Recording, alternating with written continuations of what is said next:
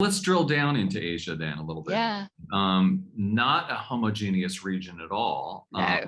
And so I'm wondering, sort of top down what your strategy is, say graphically Yeah. A, and then product B, sort of Yeah. a matrix view.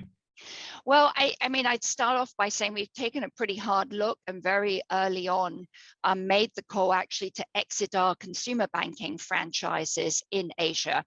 That's a part of the business that I think is very locally driven. And that while we've had big strengths in that historically, I would rather focus our shareholders' money in the capital into the areas I think we have a competitive advantage. So we're exiting our retail franchises in Asia, and in monetizing that value, excess capital will go back to the shareholders. Then when I look at the Asia markets themselves, across the board, you're right, different geographies, you're seeing some differences, but I'd say it is the epicenter for wealth creation. We're seeing this in terms of a rapidly growing middle class, therefore we're focused on wealth. We're seeing this in half of the world's unicorns have been created in Asia.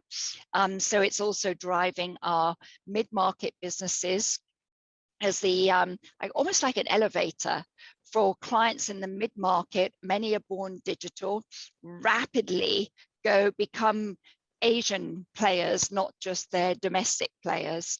And we're seeing the time frame from birth to IPO in Asia for most companies being 6 years, which is an astonishingly short period.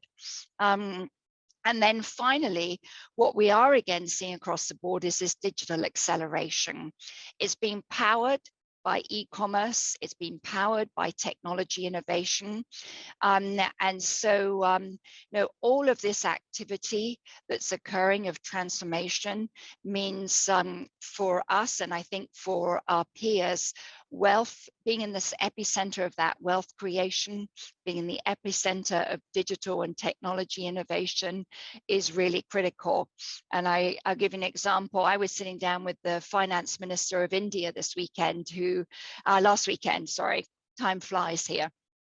She was in town for the IMF, and we were talking about the fact that Citi serves 50% of the unicorns in India. We serve about 30% of the multinational companies in India, and how incredibly vibrant those markets are and how digital that has become in the last few years. So I think these trends are going to be the same no matter where you are. And we're also seeing the recovery from COVID starting to accelerate. I was pretty encouraged to see ourselves, we're starting to bring people back into our sites again after the second surge of COVID in India.